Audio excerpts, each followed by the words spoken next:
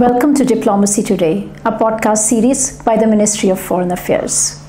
In this podcast series, we invite former diplomats, government officials, academia, and opinion makers to discuss Pakistan's diplomacy, its relations with countries around the world, and the important role that Pakistani diplomats play around the world. I'm your host, Mumtaz Zahra Baloch, spokesperson, Ministry of Foreign Affairs. And today it is my great honor to have with us Ambassador Zamir Akram. Ambassador Zamir Akram is currently serving as Advisor to Strategic Plans Division. Ambassador Akram, welcome to Diplomacy Today. Thank you. Ambassador Akram, you joined the Foreign Service of Pakistan in 1978. You served for 7 years as Pakistan's Ambassador and Permanent Representative to the United Nations Office, Geneva.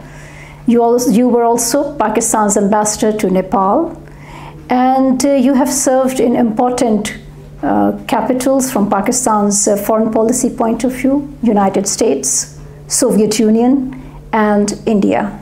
So today we will be talking to you about Pakistan's nuclear deterrence, nuclear policies, and international arms control and disarmament matters. So thank you for joining us. Pleasure. Pakistan is a party to a number of international arms control and disarmament treaties and agreements, and it has been an active participant in the negotiations dealing with these matters. So what are the various considerations that Pakistan has when we enter into these negotiations and agreements?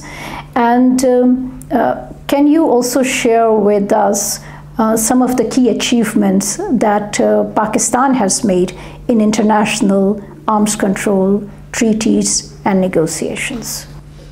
Well, I think the most important thing to remember is that every country, not just Pakistan, but every country enters into an agreement, whether it is bilateral or multilateral, on the basis of its security considerations. If it feels that entering into an agreement enhances its security, it will do so. And that's been the case with Pakistan. And throughout our history, we have been part of several initiatives. We have been participants and signatories of key international agreements such as the Biological Weapons Convention, the Chemical Weapons Convention. We have voted in favor of the Comprehensive Test Ban Treaty, but we did not sign it because we wanted the Indians to sign it as well. Unilaterally adhering to the Comprehensive Test Ban Treaty would undermine our security interests, and that's why we haven't done so. But we have made a commitment that as long as India does not test nuclear weapons, we will not test either. So this is a unilateral commitment from our side. Apart from that, we have been an active player and an active role in the Conference on Disarmament, in the first committee of the United Nations General Assembly. We are a founder member of the International Atomic Energy Agency. So we have demonstrated a policy and a posture of responsibility and restraint in the area of nuclear arms control, disarmament, non-proliferation. The discussions on concluding an FMCT have been ongoing for a long time. Conference on Disarmament is been seized of it, but has not been able to move forward. There have been some criticism that Pakistan is perhaps blocking the adoption of the agenda and movement on FMCT. So can you share with us what are our concerns about FMCT and what are the politics of FMCT? Well, I'm glad you asked this question because we are not against a cutoff on production of fissile material for nuclear weapons. We do not oppose it. That's very important to understand. What we do oppose is a selective approach where we ban the future production of fissile material but do not address the issue of existing stocks of fissile material. Okay. Now, why is that? Because As I said, states, particularly nuclear weapon states, will agree to arms control agreements or any kind of non-proliferation agreement if it doesn't undermine their national security interests. Now, in the case of FMCT, all the other nuclear weapon states, the P5 plus India, have incredibly large stocks, existing stocks of fissile material as compared to Pakistan. So if you remember, India conducted its first nuclear test in 1974. So it's been building up its stocks from that time. So when the idea of a FMCT was formally moved in the Conference on Disarmament in 2009-2010, Pakistan made the argument that we would agree to a fissile material treaty which would cut off future production and reduce existing stocks. But this is a hypothesis, or this is a position that the other nuclear weapon states, the P5 plus India, are not willing to accept. The argument on our side is simple, that if we were to agree to simply a future cutoff, that would consolidate the gap between Pakistan and India in the existing stocks of fissile material. So unless we bring the issue of existing stocks of fissile material into the equation, this kind of a treaty is going to be disadvantaged to Pakistan. Ambassador Akram, you are an advisor to the Strategic Plans Division. And can you share with us what is the role of Strategic Plans Division in Pakistan, and what is the Nuclear Command Authority, and what does it do in terms of Pakistan's nuclear policy?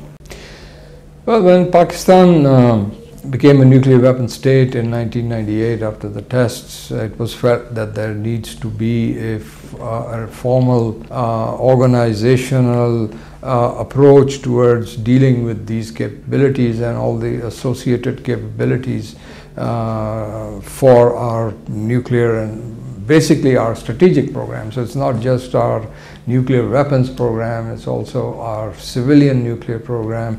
It's also about our development of our missile capabilities, delivery capabilities, the training and of people, selection training of people to ensure nuclear safety and security of our capabilities. So all of this is part of what the Strategic Plans Division does.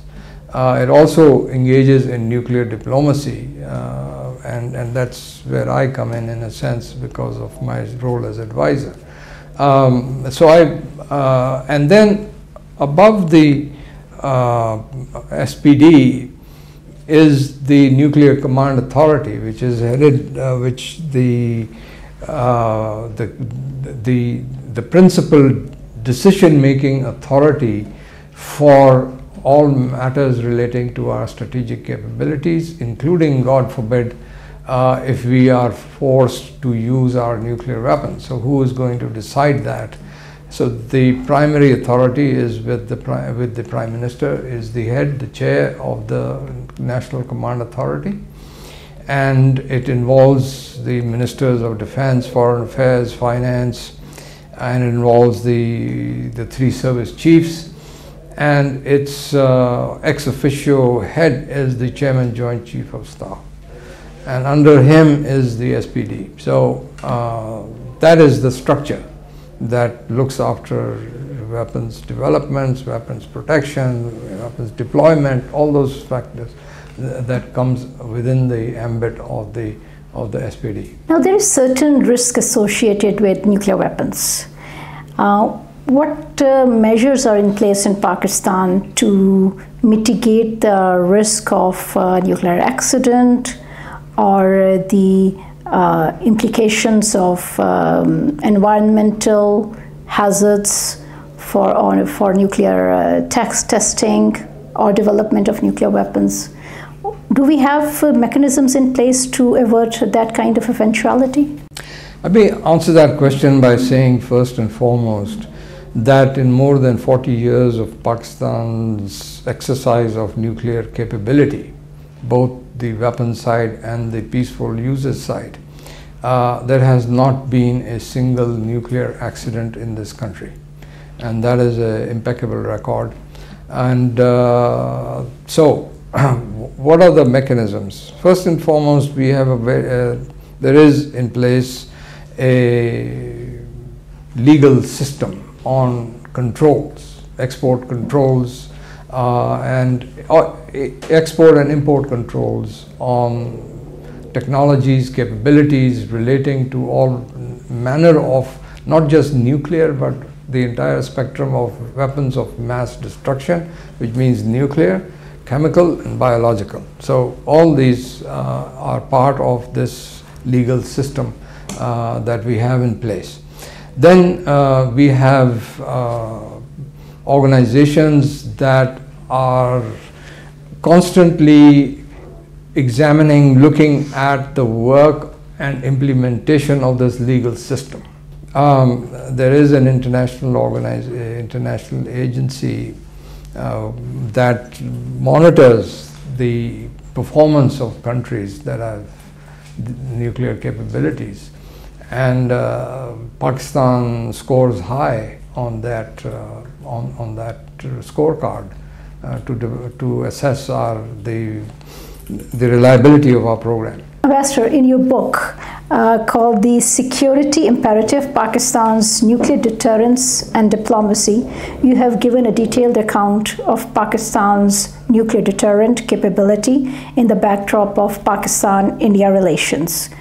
Can you share with us how has the development of nuclear program by both Pakistan and India affected the strategic stability in South Asia? The point of my book is to say that Pakistan was compelled to pursue acquisition of nuclear weapons in order to ensure its security vis-a-vis India.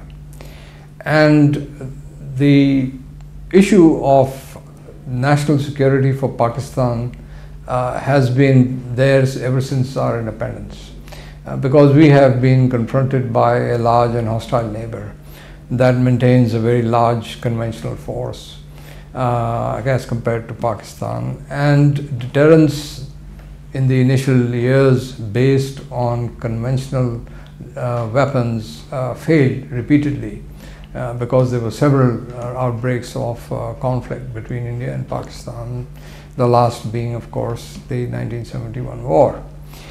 After that, 1974, the Indians conducted their first nuclear test, which then confronted Pakistan with a dual problem, which was a conventionally, numerically superior India in terms of numbers of its forces, as well as a country that now possessed nuclear weapons.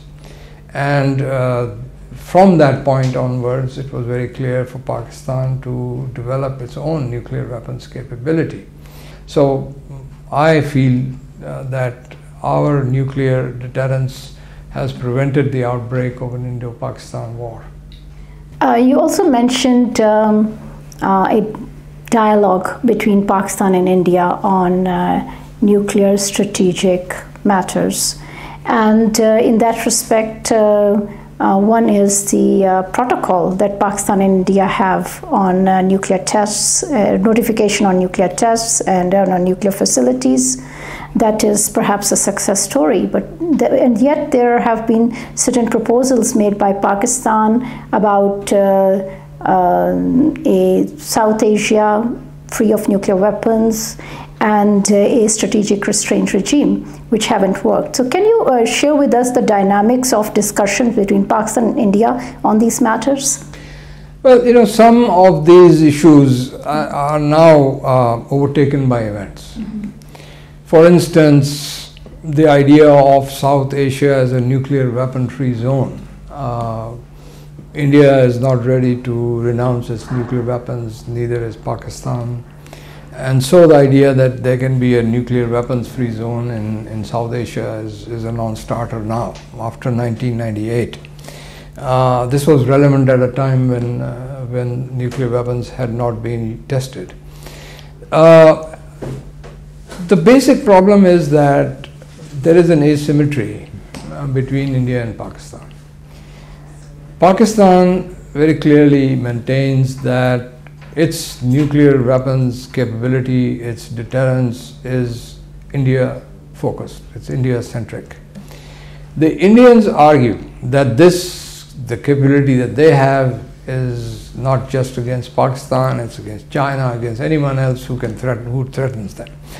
So when we make proposals to them, as we have done in several rounds of talks, there are several of our proposals that they reject on the grounds that their nuclear weapons capability is not Pakistan specific, it's on a broader agenda. So on that basis, they do not accept this idea of the strategic restraint regime.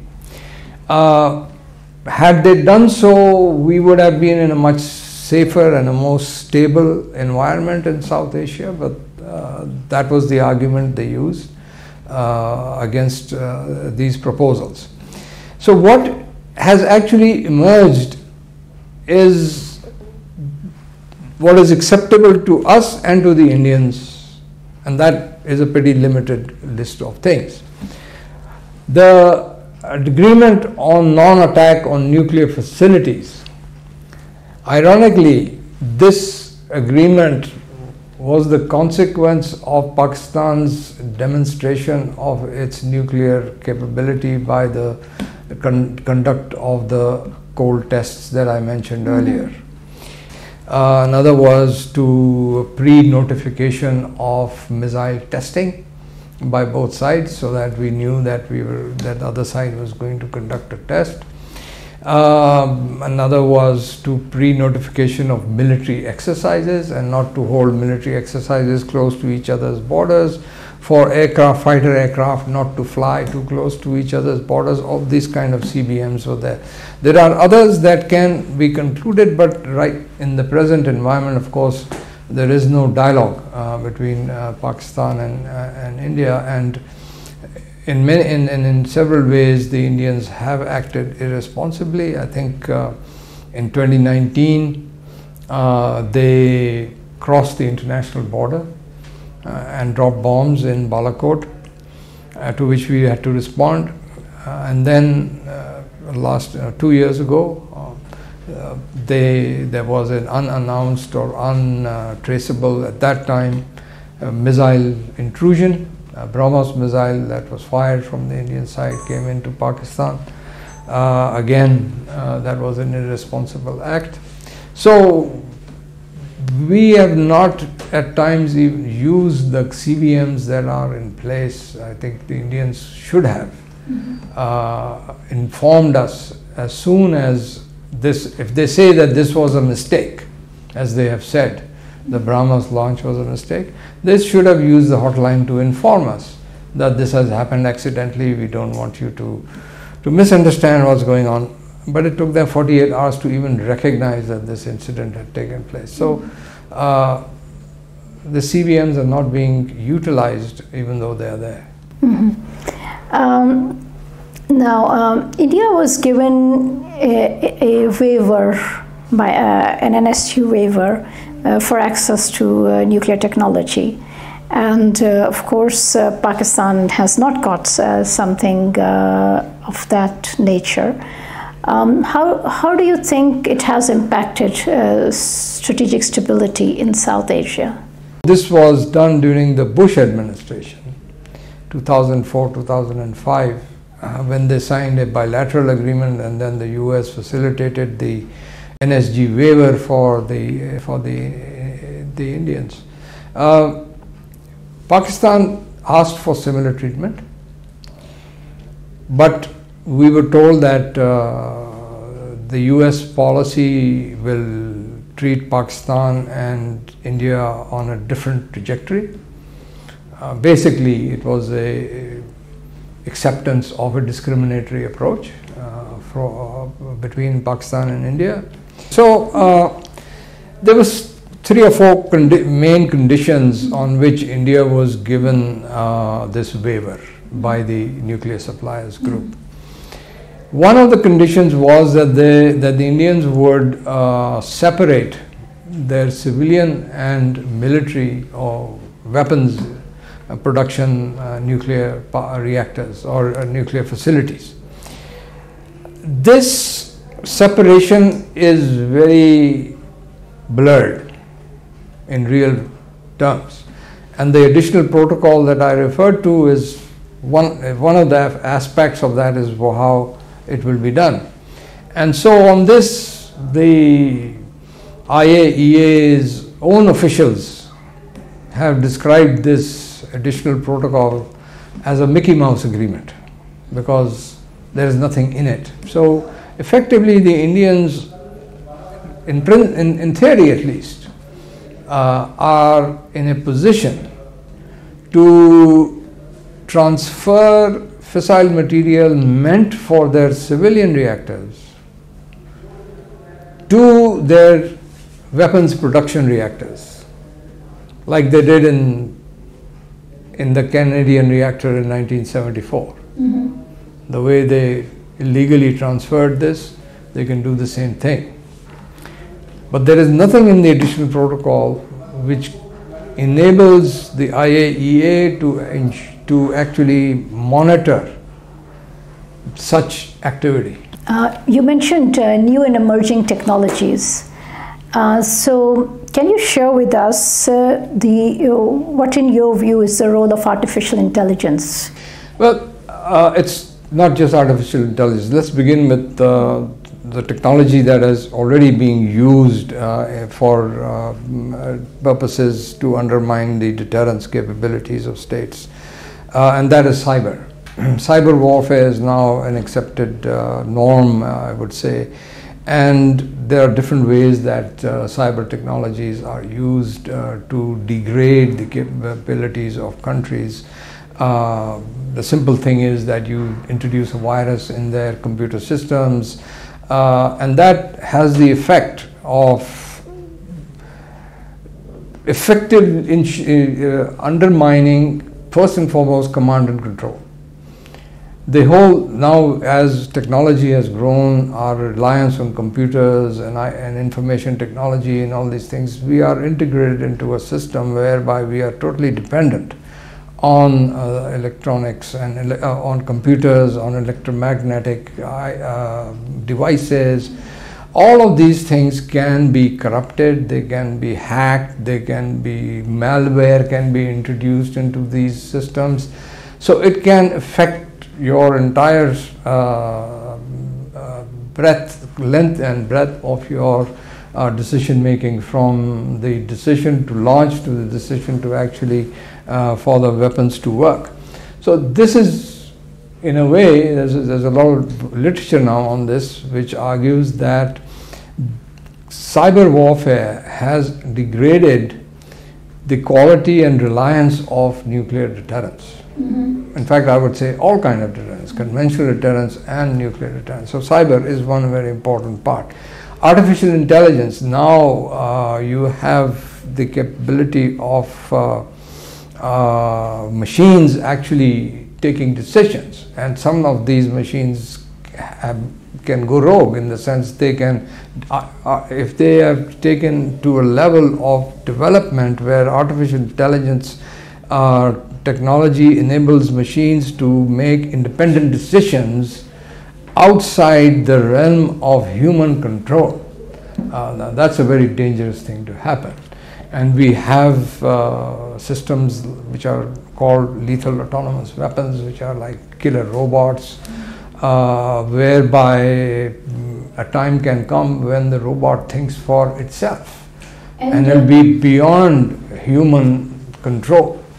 So this is an extremely dangerous use of artificial intelligence. And are there any international efforts to regulate these killer robots and artificial intelligence-based weapon systems? And for example, in cybersecurity, are there any efforts to regulate these? Two broad points of view here. One is the point of view that technologically advanced countries that say that yes, such weapons need to be controlled, but this needs some kind of a non-formal, voluntary understanding on a roadmap of how this technology is going to be used.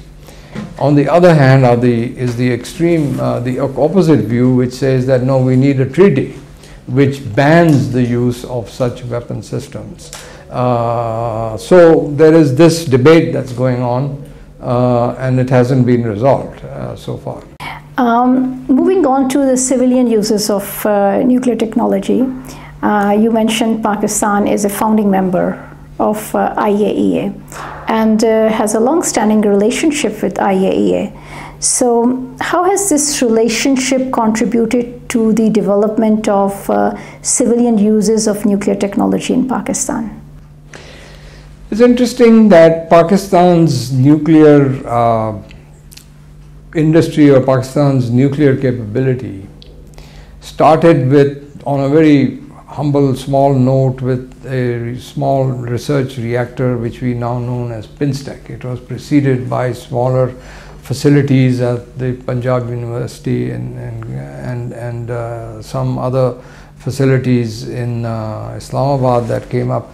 But the main learning, nuclear learning, came from the American-sponsored Atoms for Peace program, in which many of our scientists were trained, and they formed the intellectual reservoir, the technical scientific reservoir from which we built our nuclear civilian nuclear program, as well later on our the weapons program. So in this, on the civilian side, we were helped primarily by the Chinese after the Americans concluded the Atoms for Peace program. Apart from production of nuclear energy, it's also, let me say that it is the safest and cheapest way of generating energy. But we are also using this technology in medicine. We have 8 different kinds of cancer treatment facilities around the country. We have about, I would say, 6, maybe 7 institutions around in different parts of the country that use nuclear capability learning in agriculture, genetic engineering, all those other kind of things that they are doing. So there are various means of using nuclear technology for peaceful purposes, and we are involved in that in a big way. And we are also, when we talked earlier about safety and security, I also want you to know that Pakistan has what the IAEA calls a gold standard in terms of nuclear safety and security, which is an institution near here in a place called Chakri, where we train people on nuclear safety and security. And because of the expertise that we have developed here, the IAEA is keen. We already cooperate with the IAEA to train people in nuclear safety and security from various countries around the world. It has been designated as a center of excellence. It is a center of excellence, or a gold standard as it was called. Now coming to a couple of last 2 questions, couple of international issues. One is the treaties between the United States and Russia, and the future of international arms control and non-proliferation and disarmament, with the suspension of New START treaty, for example. And how do you think it would impact future cooperation between countries and the confidence the countries would have in such agreements in the future? Well, the relationship between the United States and Russia, as well as between the United States and China, has deteriorated to an extent where agreements that the US and the Soviet Union or Russia had concluded are being rejected by one side or the other. And that's a dangerous development. It started with the US walking out of the Anti-Ballistic Missile Treaty, the ABM Treaty, but that happened some time ago.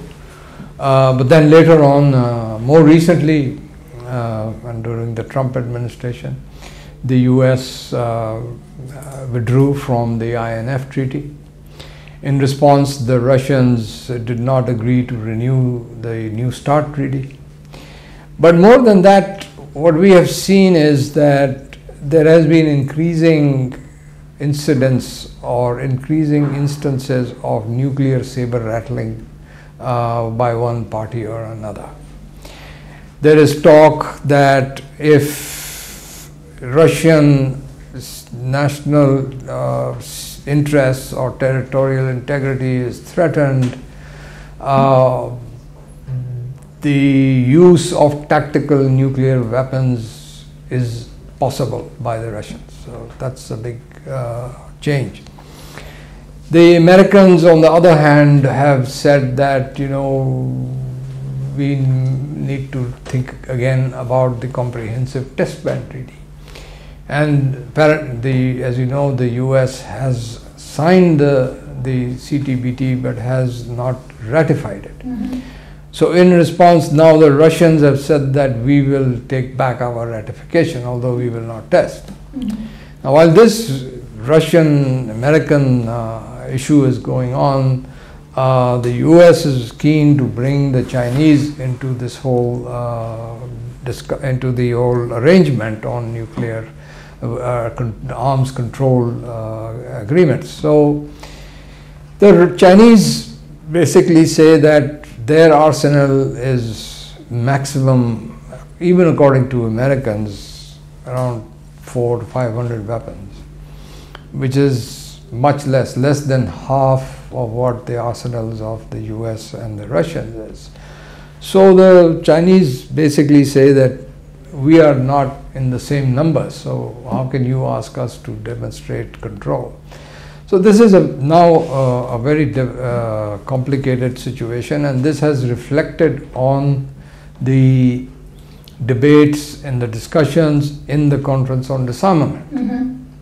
Now, earlier on you questioned me about the FMCT in the Conference on Disarmament. Now, since the last 5 years, FMCT has now taken a backseat and hardly is mentioned by anybody, because right now the big issues are between the Americans and the Russians, and between the Americans and the Chinese.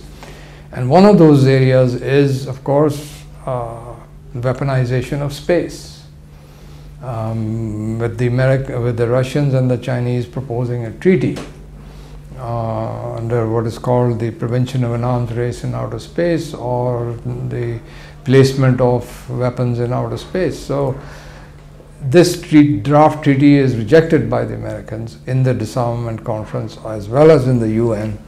So there's a lot of controversial issues around various aspects of the arms race between the three major powers. And that has put the whole business of arms control and disarmament off the track. So you are not very hopeful with the future of arms control talks and the progress that humanity as a collective can make in control of nuclear weapons or weapons of mass destruction? There is something known as a doomsday clock. I don't know if you've heard. The doomsday clock is maintained by this Bulletin of American Scientists, which basically 12 o'clock midnight is doomsday. So they measure the level of international tensions, particularly between the major powers, to determine how far we are from doomsday or from 12 o'clock. And with the outbreak of the war in Ukraine and its repercussions on US-Russian relations, and then the aggravation in relations between the United States and China, particularly in Taiwan and South China Sea, and this whole business of confrontation in the Asia-Pacific region. The doomsday clock has been moved forward to within minutes of Armageddon. So that is an assessment by informed people in the United States itself. Thank you very much, Ambassador Zamir Akram. You were very generous with your time and and discussing with us this very critical issue for humanity, for Pakistan's security, and for safety and security of our region. So with that, we conclude our program. Thank you very much for joining us. Until next time, see you soon.